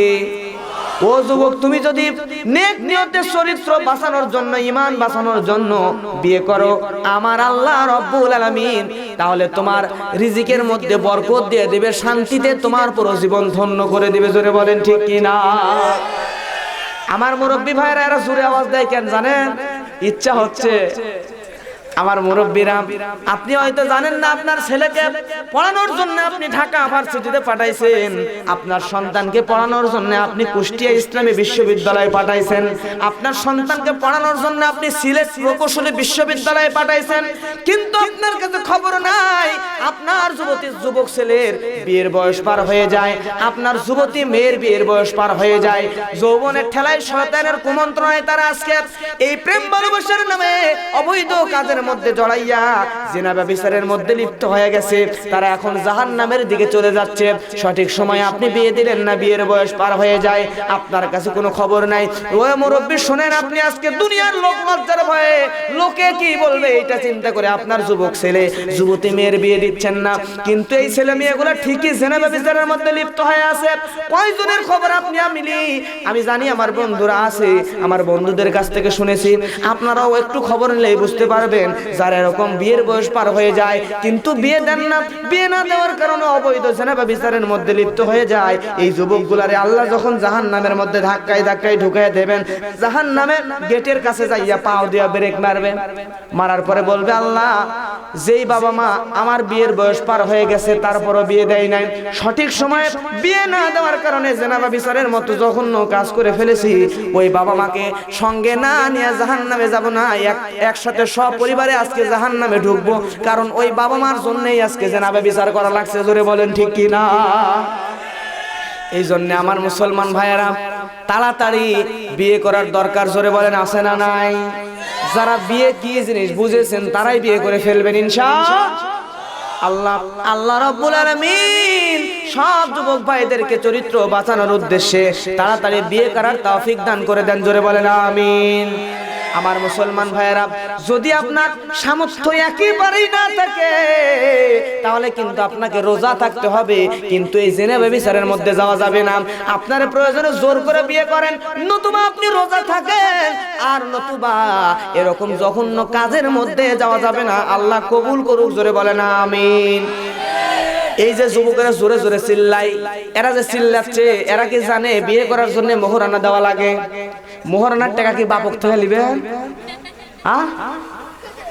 কি কথা রে ভাই, মোহরানা দেওয়ার দরকার বিয়ে করার জন্য আছে না নাই? সর্বপ্রথম বিয়ে হযরত আদম আলাইহিস সালাম আর হাওয়া আলাইহিস সালামের। এই সর্বপ্রথম বিয়ের জন্য জান্নাতের মধ্যে যখন আল্লাহ আদম আর হাওয়ারে বানাইছেন, হাওয়া আলাইহিস সালামরে দেখার পরে আদম আলাইহিস সালাম ধরার জন্য দৌড় দিছে। বলেন তো মেয়েদের প্রতি পুরুষদের একটা আকর্ষণ আল্লাহ দিছে না দেয় নাই? এখন যদি এই মেয়েরা সুন্দর করে সেজে গুজে বেহায়ার মতো কসমেটিকের দোকানে জিনিসের দোকানে ঘোরাঘুরি করে বাপ মা ছেড়ে দেয়, এখন এই যুবকেরা ওর পিছনে ঘুরঘুর করবে কিনা? যুবকের দোষ 50% আর ওই বেহায়া নারীদের দোষ 99%। জোরে বলেন ঠিক কিনা? কারণ ওরা ওই রকম করে ওই যুবতীদের থেকে বেশি দোষ ওর বড় ভাইয়ের ওর বাপের। ছেড়ে দিয়ে তুই করে এগুলা মেয়ে যেগুলা ছেড়ে দিয়ে রাখে এর কের জন্য ওই গরু ছাগলের খোয়াড় বানায় না? ওই মানুষের ধান খালে, তারপরে হচ্ছে আপনার জমির যাক ধান খালে যে আপনার ধরে নিয়ে যে খোয়াড়ের মধ্যে ঢুকায়, এরকম বেপরদা হয় যেগুলা ঘুরবি এর কের জন্য একটা খোয়াড় বানান লাগবে, ধরে নিয়ে যা ভিতরে ঢুকান লাগবে। কেরে খালি যুবকের দোষ দেয়, যুবকের দোষ আছে। এরা তো দেখলে দৌড়াবি। ফেরাউন আর মুসার ঘটনা শুনেন নাই? মুসা আলাইহিস সালাম যখন লোহিত সাগরের মধ্যে ঢুকে গেছে, যাওয়ার পরে এখন ফেরাউনের ঘোড়াগুলা সামনে যায় না, তখন ফেরাউন কি করছে? মাদি ঘোড়ার সামনে দিয়ে চাবুক দিয়ে বাড়ায়, মাদি ঘোড়া সামনে দৌড় দেয়। এখন পুরুষ ঘোড়াগুলা মহিলা ঘোড়ার সামনে দেখে অর্কের পিছনে এরাও দৌড়ায়। ওরের মধ্যে আল্লাহ আকর্ষণ দিছে, এরা তো দৌড়াবি। অর্ক এখন পর্দা করে রাখা লাগবে। জোরে বলেন ঠিক কিনা? আর যদি পর্দা না করে অর্কের জন্য এখন একটা খোয়ার তৈরি করা লাগবে। এছাড়া কোনো বুদ্ধি দেখতে সিনা। আমার মুসলমান ভাইয়েরা, এই জন্য আমার মা বোনদেরকে বলবো আপনারা অবশ্যই পর্দা করবেন। এখন যখন হাওয়ারে দেখে আদম দৌড় দেয় ধরার জন্য, আল্লাহ কয় আদম রে তুই কিন্তু ধরতে পারবি না। আদম কয় আল্লাহ কি করলে ধরা যাবে, আমার সেই বুদ্ধি দেন। আদম আলাইহিস সালাম রে আল্লাহ বলে ধরতে যদি চাও তাহলে বিয়ে করা লাগবে। যুবক ভাই, তার মানে বোঝা যায় ওই মেয়েদের আপনি ধরতে চাইলে আপনার ওই মেয়েকে বিয়ে করা লাগবে। কথা বলেন, আপনাকে ওই মেয়ের বিয়ে করতে হবে। এই জন্য আদম আলাইহিস সালাম যখন আল্লাহরে বলল আল্লাহ ওই মেয়েটারে ধরার জন্য যদি বিয়ে করা লাগে তাহলে আমি এতেই রাজি, তারে আমি বিয়ে করতে চাই। আল্লাহ কয় আদম বিয়ে করার জন্য লাগবে মোহর। জোরে বলেন কি? জান্নাতের মধ্যে আদম আলাইহিস সালামের কাছে কি মোহর ছিল? মোহর নাই। আল্লাহ কয় আদম তোর কাছে যেহেতু মোহর নাই, তুই 10 বার বিশ্ব নবীর উপর দরুদ পড়ে নে, এই দরুদটাই তোর বিয়ের মোহর হয়ে যাবে। জোরে বলেন আল্লাহু আকবার। হযরত আদম আলাইহিস সালামের কাছে তখন মোহর দেওয়ার মতো ছিল না, কিন্তু এখন যুবকদের কাছে আছে না নাই? টাকা যদি না থাকে আর বিয়ে করার ইচ্ছা যদি করেন, কালকে রিকশা কিনবেন, রিকশা চালায় চালায় টাকা জড়ো করেন, 1 বছর পর করবেন ইনশাআল্লাহ। বাপের থেকে টাকা নিয়ে বিয়ে করবেন কারে? মরদ হোসেন কাজ করে ওই টাকা দিয়ে বিয়ে করবো ইনশাআল্লাহ। কিন্তু যৌতুকের টাকা নিব, মনে থাকবি তো? কারা কারা যৌতুক নেবেন না একটা হাত তোলেন তো, তোলেন। আল্লাহ কবুল করুক। জোরে বলেন আমিন। যারা হাত তুলেনি এরা হয় নিছে আর নাহলে করে ফেলছে না নিবেন। আমার মুসলমান ভাইয়েরা মনোযোগ দিয়ে শুনতে হবে। আপনারা কি কষ্ট পাচ্ছেন নাকি? আর জোরে বলেন কষ্ট পান নাকি? আমার যুবক ভাইয়েরা, এখন যৌতুকের টাকা কিন্তু নেওয়া যাবে না, কিন্তু আজকে হারামের প্রতি মানুষদের বেশি আকর্ষণ ঢুকে গেছে। জোরে বলেন ঠিক কিনা? কেমন হারামের প্রতি মানুষদের বেশি আকর্ষণ ঢুকে গেছে, মনোযোগ দিয়ে শুনতে হবে। এলাকায় যদি কোনো মুরব্বীর 5টা বেটা হয়, ওর কিন্তু তেলের এলাকায় থাকাই যায় না। জোরে বলেন ঠিক কিনা? এখন এক মুরব্বীর 5টা বেটা, ওই মুরব্বী গেছে দোকানে চা খাওয়ার জন্য, চায়ের দোকানদারকে বলতেছে চা দে। চায়ের দোকানদার কয় চাচা তুমিও লাল চা খাবেন 5 টাকা দিয়ে, এই লোকগুলোও 5 টাকা দিয়ে একটা লাল চা খাবি। তো ওরা এত সুন্দর করে কয় আর আপনি এত গরম লেন কে? চাচা কয় ওই তুই জানিস আমি কে? আমার 5টা বেটা রে, 5টা বেটা। বড় বেটার দাম গত কুরবানি ঈদের আগে বিয়ে লাগছিল, বড় বেটার দাম বলছে 3.5 লাখ টাকা। 5 লাখ হলে বড় বেটাকে বিয়ে দেবো, আর 4টা তো পড়ে আছে। 3.5 লাখ যৌতুক বলছে, আর 1.5 লাখ মানে 5 লাখ হলে বিয়ে দিয়ে দিবে। কে রে ওর বেটা কি কুরবানির বাজারে আড়ে খালি দাম বাড়াচ্ছে, দাম বাড়ালেই বিয়ে দিয়ে দিবে। বলেন তো এমন করে যৌতুক নিয়ে বিয়ে করা যাবে নাকি? আমার মুসলমান ভাইরা, এটা সমাজের চরম ব্যাধি। মোহরানা দিয়ে আপনাকে বিয়ে করতে হবে। আর আপনার যদি 5,000 টাকা দেওয়ার সমর্থন থাকে, তাহলে সামর্থ্য থাকলে 5,000 টাকা দিয়েই বিয়ে করবেন, 50 লাখ টাকা বাঁধার দরকার কিন্তু এই সমাজে দেখতেছি বিয়ে হলেই 20 লাখ 10 লাখ করে মোহরানা বাঁধে আর দেয় মাত্র 2000 3000। চিন্তা করি কে এই কোয়ালিটি করে কেন? পরে বুঝলাম মেয়ের বাপের চালাকি, যদি কোনো সময় ওর বিটিক তালাক দেয় এই টাকা খুলবি। এখন কোন তো এই নিয়ত যদি বিয়ের দেওয়ার সময় করে তাহলে আর সংসার কি ভালো হবে? সারা জীবন কিন্তু সংসারের মধ্যে অশান্তি লেগেই থাকবে, জোরে বলেন ঠিক কি না? আর যেই যুবকগুলো যৌতুক নিয়ে বিয়ে করেছে আর বউ সারা জীবন গোলাম বানায় তুমি পাও পর্যন্ত টিপে আলবি ভাই। এই জন্য যৌতুক নিব না, মোহরানা নগদ দিয়ে বিয়ে করবো, আল্লাহ কবুল করুক, জোরে বলেন আমিন। আমার মুসলমান ভাইয়েরা, আপনারা কি কষ্ট পাচ্ছেন নাকি? আপনাদেরকে বেশিক্ষণ কষ্ট দেব না, আর মাত্র কয়েক মিনিট। আসেন আলোচ্য আয়াতে ফিরে যাই, সবাই আমার সঙ্গে তেলাওয়াত করে আউযু বিল্লাহি মিনাশ শাইতানির রাজিম বিসমিল্লাহির রহমানির রহিম উতুলু মা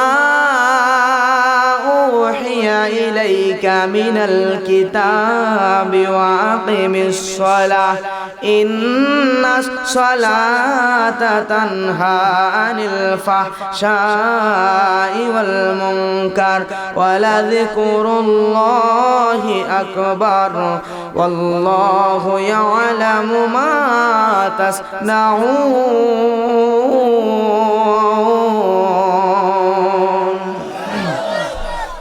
সূরা আনকাবুত। কোন সূরা?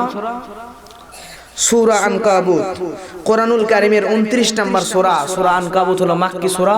মোট আয়াত আছে 69টি, মোট রুকু আছে 60টি, আর আমরা তেলাওয়াত করেছি 20 নম্বর পারা থেকে। বুঝতে কি আপনাদের কষ্ট হয় ভাই?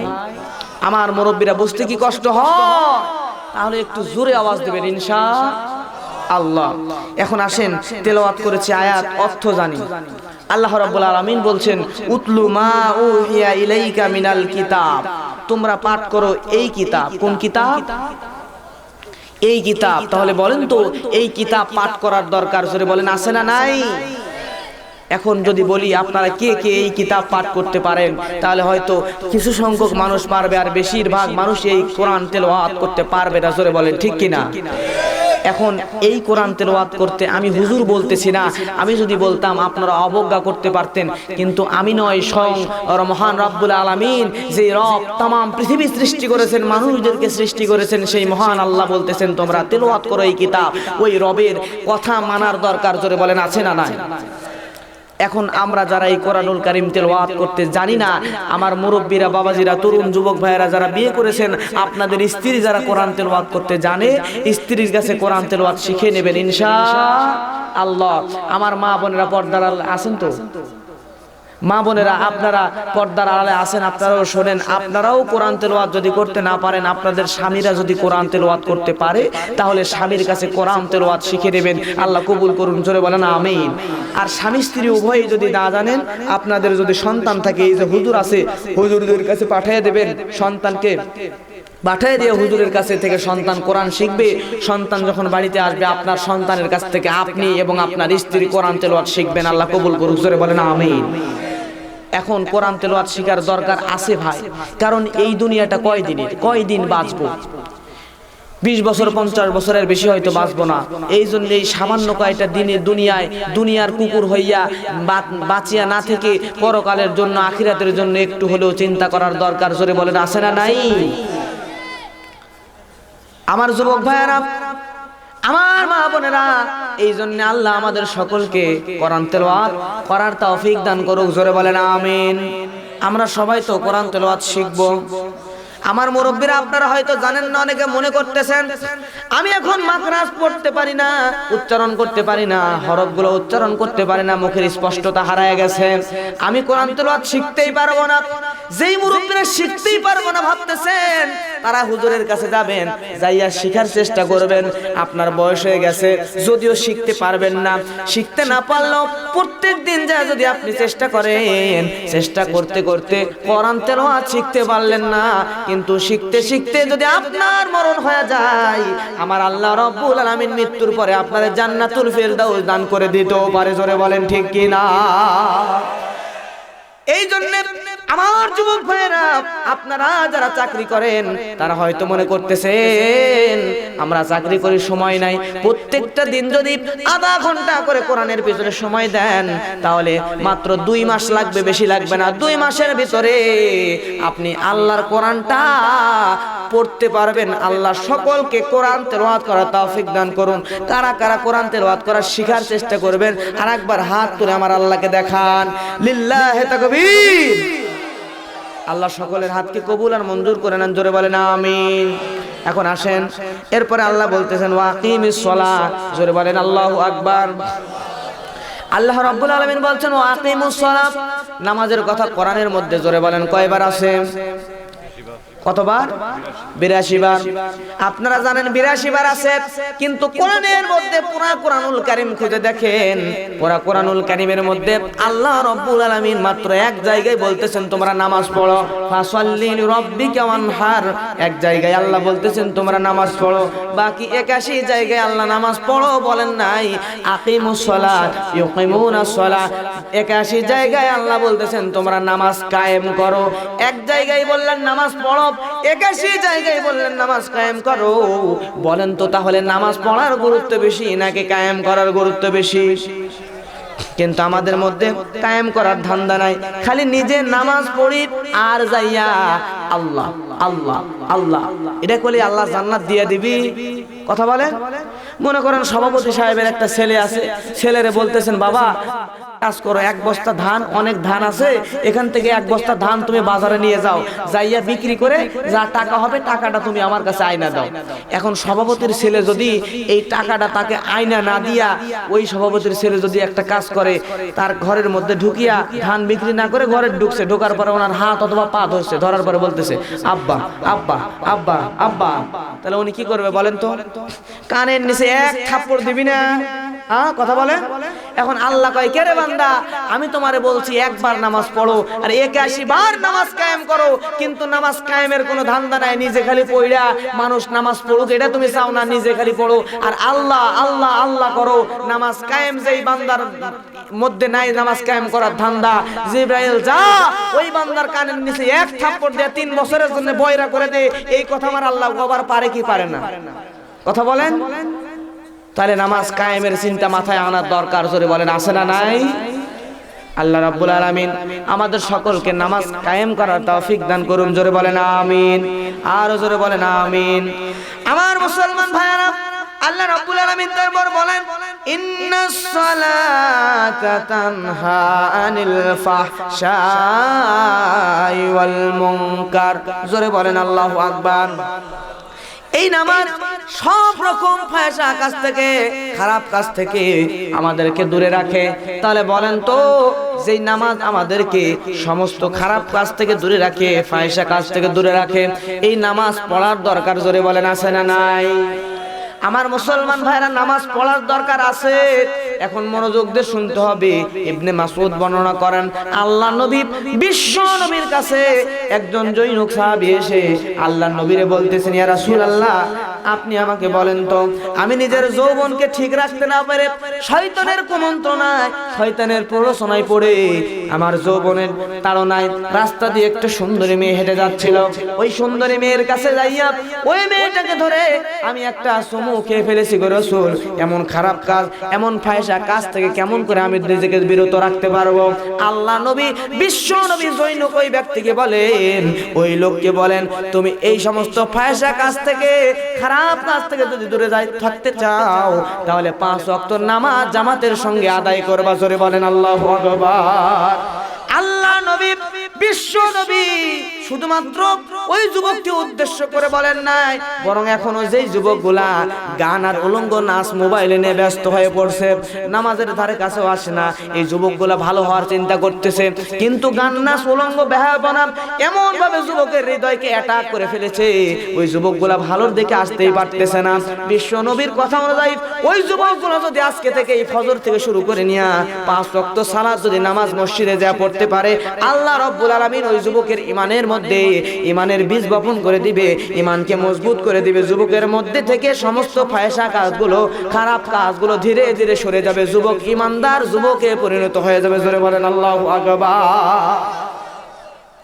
আমার যুবক ভাইয়েরা, আমি কিন্তু আন্দাজে কথা বলতেছি না, আপনি অন্তর দিয়ে দিলটা দিয়ে ভেবে দেখেন, সত্যি একেবারে 100% গ্যারান্টি দিয়ে বলতেছি, আপনি যদি 5 ওয়াক্ত নামাজ যদি এখানে যায় পড়তে পারেন, মসজিদে যায় 5 ওয়াক্ত নামাজ যদি পড়তে পারেন, তাহলে আল্লাহ রাব্বুল আলামিন আপনার মধ্যে ঈমানের মধ্যে যে ভুলগুলো আছে, সন্দেহগুলো, খারাপ কাজগুলো মনের মধ্যে আছে, এই মনের মধ্যেকার সমস্ত খারাপ কাজগুলোকে আমার আল্লাহ রাব্বুল আলামিন আস্তে আস্তে দূর করে দিবেন।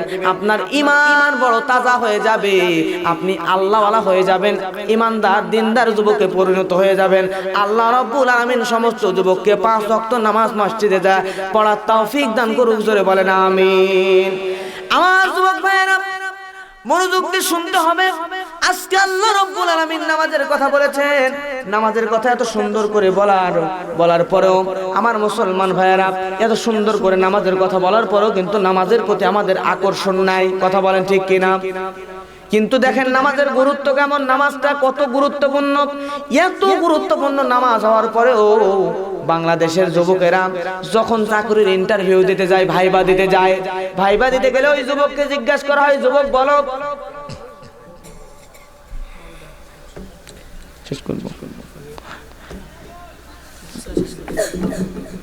শেষ করে দেবই তো, হ্যাঁ শেষ করে। আমার মুসলমান ভাইয়েরা, এই যুবকদেরকে জিজ্ঞেস করা হয়, ও যুবকেরা তোমরা বলো, তো যুবক বলো, আটলান্টিক মহাসাগরের দৈর্ঘ্য প্রস্থ কত, প্রশান্ত মহাসাগরের গভীরতা কত, এত সুন্দর করে জিজ্ঞেস করা হয়। জাতির পিতার নাম কি, বাংলাদেশের বলো। কিন্তু মুসলমান 96% মুসলমানের দেশ, একটা বারের জন্য জিজ্ঞেস করা হয় না, যুবক বলো তুমি মুসলমান যুবক, তুমি 5 ওয়াক্ত নামাজ আদায় করো কিনা, জোরে বলেন ঠিক কিনা। আমার মুসলমান ভাইয়েরা, চাকরির ভাইবাতে গিয়ে জিজ্ঞেস করার দরকার, জোরে বলেন আছে না নাই? আলোচনা ছিল অসাধারণ, অনেক মজার, কিন্তু সময় কম, আরো বক্তা আছেন, 11:30 বেজে গেছে। না না, আরেকটা বক্তা আছে, আজকে এই পর্যন্তই, সময় কম, আরেকটা বক্তা আছে তো। আরে ভাই শুনেন, যেই গরু দিয়া হাল চাষ করান, এই গরু যদি মরে যায় তাহলে কি দিয়া চাষ করাবেন? কালকে আমার 2টা মাহফিল ভাই, দিনে একটা রাত্রে একটা।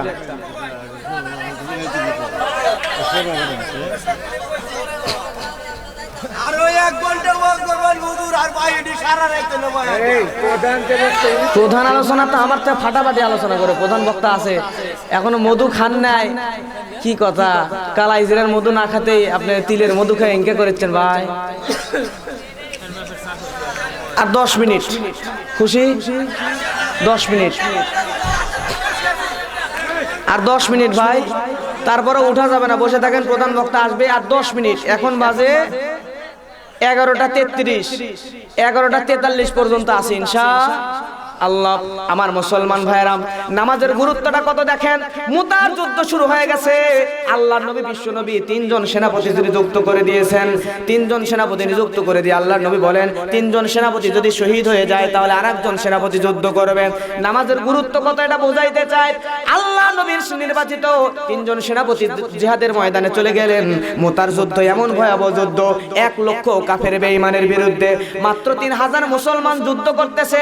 এই 3000 মুসলমান 1 লক্ষ কাফের বেঈমানের বিরুদ্ধে যুদ্ধ করতে যাইয়া নবীজির নির্বাচিত 3 জন সেনাপতি একে একে শহীদ হয়ে গেলেন। আল্লাহ নবীর নির্বাচিত 3 জন সেনাপতি একে একে শহীদ হয়ে যাওয়ার পরে এইবার আরেকজন খালিদ বিন ওয়ালিদকে এবার সেনাপতি বানানো হলো। বানানোর পরে আল্লাহ রাব্বুল আলামিন 1 লক্ষ কাফের বেঈমানের বিরুদ্ধে 1জন সেনাপতির নেতৃত্বে, খালিদ বিন ওয়ালিদের নেতৃত্বে 3000 মুসলমানদের বিজয় মুতার প্রান্তরে দিয়ে দিলেন। জোরে বলেন আল্লাহু আকবার। আল্লাহ রাব্বুল আলামিন বিজয় দেওয়ার পরে আল্লাহ নবীর সাহাবীরা যখন ঘুরে যাচ্ছিলেন, বিশ্ব নবীর সঙ্গে দেখা হয়ে গেল। দেখা হয়ে যাওয়ার পরে আল্লাহ নবী খালিদ বিন ওয়ালিদকে জিজ্ঞাসা করলেন, না খালিদ বিন ওয়ালিদ, তুমি বলো, তুমি একটু বলো, তুমি বলো।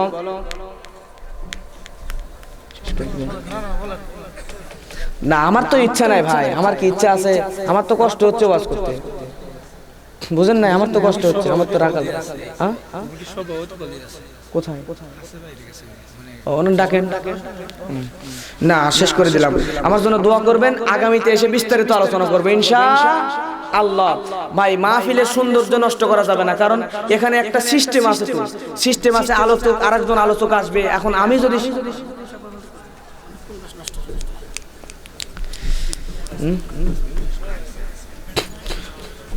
প্রধান বক্তা আসা পর্যন্ত করতেছি। আমার মুসলমান ভাইয়েরা, এইবার যখন সেনাপতির সঙ্গে দেখা হয়, কেউ উঠবেন না, কেউ কোরআনের মহব্বতে একটুখানি বসেন, কেউ উঠবেন না। প্রধান আলোচক আসবেন, ওনার আলোচনা শুনেন, আরো অনেক মজা লাগবে ইনশাআল্লাহ। আমার মুসলমান ভাইয়েরা, এইবার মুতার যুদ্ধ যখন শুরু হয়ে গেছে, মুতার যুদ্ধ শুরু হয়ে বিশ্ব নবীর কাছে আসলো।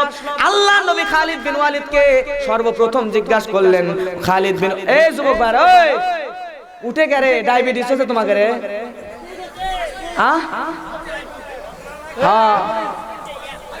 কি কথা রে, ডায়াবেটিসের রোগীর মতো উঠতেছে, একবারে এতগুলো উঠে গা।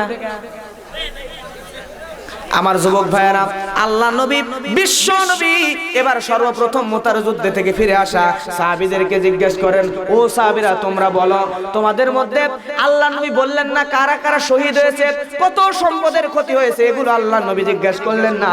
সর্বপ্রথম আল্লাহ নবী জিজ্ঞেস করলেন, জিহাদের ময়দানে তোমাদের মধ্যে একজন সাহাবী এক ওয়াক্ত নামাজও কাজা করেছে কিনা? জোরে বলে আল্লাহু আকবার। আমার যুবক ভাইয়েরা, আমার মুরব্বীরা, এইবার আল্লাহর নবীর সাহাবী খালিদ বিন ওয়ালিদ বলতেছেন, ইয়া রাসূলুল্লাহ, মুতার যুদ্ধ এত ভয়াবহ যুদ্ধ, এত ভয়াবহ যুদ্ধ, যেই যুদ্ধের মধ্যে 1 লক্ষ কাফের বেঈমানের বিরুদ্ধে মাত্র আমরা 3000 মুসলমানরা যুদ্ধ করেছি। রাসূল গো, এই ভয়াবহ কঠিন যুদ্ধের ময়দানে জিহাদ করতে গিয়া, যুদ্ধ করতে গিয়া আমরা একজন সাহাবীও, 3 জন সেনাপতি শহীদ হয়ে গেছে, একজন সাহাবীও ঘোড়ার পিঠ থেকে নামারও সুযোগ পায় নাই। কিন্তু ইয়া রাসূলুল্লাহ, আপনি শুনলে খুশি হয়ে যাবেন গো রাসূল, এত কঠিন, এত ভয়াবহ যুদ্ধের ময়দানেও আপনার একজন সাহাবী এক ওয়াক্ত নামাজও কাজা করেন নাই। জোরে বলেন আল্লাহু আকবার। আমার মুসলমান ভাইয়েরা, তাহলে বলেন তো নামাজের গুরুত্ব কম না বেশি? আরো জোরে বলেন, কম না বেশি? একজন বিজ্ঞানী মাইকেল এইসার্ট গবেষণা করতেছে, ফজরের নামাজে ঠান্ডার মধ্যে মুসলমানেরা নামাজ পড়ে, কষ্ট হয় না আরাম হয়? ঠান্ডার মধ্যে ওযু করতে কষ্ট হয় না আরাম হয়? মাইকেল এইসার্ট গবেষণা করে, আশ্চর্য ব্যাপার, এত কষ্ট ফজরের নামাজে যাইতে, তারপরও মুয়াজ্জিন কেন মসজিদ থেকে বলে আসসালাতু খায়রুম মিনান নাওম, তোমরা কল্যাণের দিকে এসো না, আসো নামাজের দিকে আসো? এই কথা কেন জিজ্ঞাসা করেন? আমার মুসলমান ভাইয়েরা, তখন তিনি গবেষণা করলেন যে কেন মুসলমানদের মুয়াজ্জিন এই কথা বলে কষ্টের মধ্যে, কেন বলে কল্যাণের দিকে আসো? মাইকেল এইসার্ট গবেষণা শুরু করলেন, গবেষণা করে মাইকেল এইসার্ট পেয়ে গেলেন, দুনিয়ার জমিনে যখন সূর্যের একটা আলট্রা হাইডা রশ্মি দুনিয়ার জমিনে পড়ে, এই রশ্মি দুনিয়ার জমিনে পড়ার সময়ে আমার মুসলমান ভাইয়েরা, একটা মুসলমান কোন মানুষ যদি ঘুম থেকে ওঠার পরে নামাজ আদায় করে, এই মুসলমান নামাজ আদায় করলে একজন মানুষ যদি 1 লক্ষ টাকার ওষুধ খায়, 1 লক্ষ টাকার ওষুধ খেলে একজন মানুষ যে গুণাগুণ পায়, যে উপকার পায়, একজন মুসলমান ঘুম থেকে উঠে ফজরের নামাজ আদায় করার কারণে, সূর্যের রশ্মি ওঠার আগে ঘুম থেকে উঠে ফজরের নামাজ আদায় করার কারণে ওই মানুষটা 1 লক্ষ টাকার চাইতেও বেশি ওষুধের গুণাগুণ পায়, বেশি উপকার পায়। জোরে বলেন আল্লাহু আকবার। আমার মুসলমান ভাইয়েরা, এখন এইটা মাইকেল এইসার্ট চিন্তা করে, এই থিওরি যদি ইহুদি খ্রিস্টানদের মধ্যে চলে যায়, তাহলে ইহুদি খ্রিস্টানরা একত্রিত হয়ে যাবে, যাইয়া সব মুসলমান হয়ে যাবে নামাজ পড়ার জন্য, নামাজ পড়ার লোভে। তারা এবার গবেষণা করে নতুন একটা জিনিস আবিষ্কার করলো, জিনিসটার নাম হলো মর্নিং ওয়ার্ক। কি ওয়ার্ক? সকালবেলায় যারা বড় লোক আছে, এলাকার ধনী মানুষ আছে, এদের কাছে গিয়া দেখবেন এরা ঘুম থেকে ওঠার পরে হাঁটাহাঁটি করে, যায় জিজ্ঞেস করবেন কেন হাঁটতেছেন, তখন বলে মর্নিং ওয়ার্ক করতেছে। কি করতেছে? Morning work. হাইরে কপাল পড়া মুসলমান, তোরা নামাজকে এনে গবেষণা করে ইহুদি খ্রিস্টানেরা মর্নিং ওয়ার্ক আবিষ্কার করলো, আর আজকে তোরা ওই ফজরের নামাজকে বাদ দিয়া মর্নিং ওয়ার্ক করা শুরু করে দিয়েছিস। তার মানে তোর চাইতে কপাল পড়া মুসলমান আল্লাহর আসমানের নিচে জমিনের উপরে কিন্তু আর একটাও নাই। জোরে বলেন ঠিক কিনা?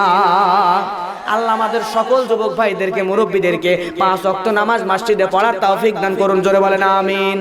কারা কারা 5 ওয়াক্ত নামাজ পড়ার চেষ্টা করবেন আমার সাথে হাত তুলে দেখান। আল্লাহ আজকে থেকে 5 ওয়াক্ত নামাজ মসজিদে গিয়ে পড়ার চেষ্টা করব, আল্লাহ আমাদেরকে কবুল করুন। জোরে বলেন আমিন। আল্লাহ সকলকে কবুল করুক, আরো জোরে বলেন আমিন। আজকের আলোচনা এই পর্যন্ত।